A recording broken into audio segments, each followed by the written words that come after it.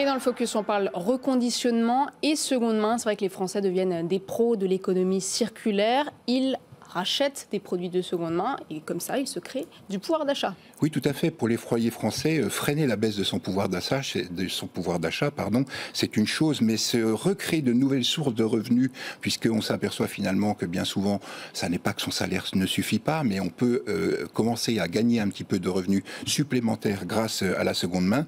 Donc c'est du pouvoir d'achat additionnel que les foyers ont de plus en plus envie de rationaliser, d'organiser chez eux. Alors effectivement, on voit que les enseignes se battent, Leclerc en tête pour protéger le pouvoir d'achat, mais vraiment on sent que les Français ont envie d'aller plus loin par la régularité de ce type de nouveaux revenus qui peuvent profiter.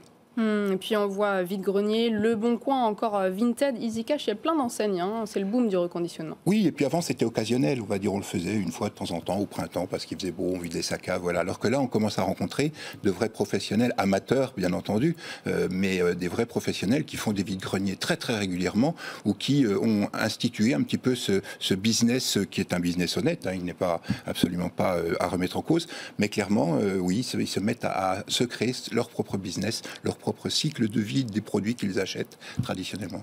Et selon vous, le reconditionnement, c'est la forme la plus évoluée de la seconde main des objets ? Je vais vous donner une réponse de Normand. Oui et non. Oui, parce que les enseignes historiques et les enseignes, on va dire, habituelles, ont, comme Back Market, par exemple, ont industrialisé le principe, l'ont institutionnalisé. Donc, ça rentre vraiment dans les habitudes.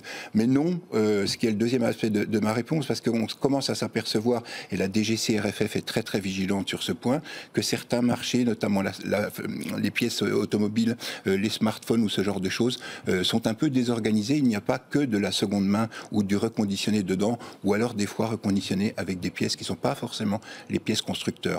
Il faut être vigilant, mais la DGCRFF travaille aussi également sur cette vigilance à avoir sur ces nouveaux créneaux. Oui, tout ce secteur doit encore être régulé et contrôlé. Tout à fait. Merci Jean-Marc, on passe tout de suite à la start-up de la semaine.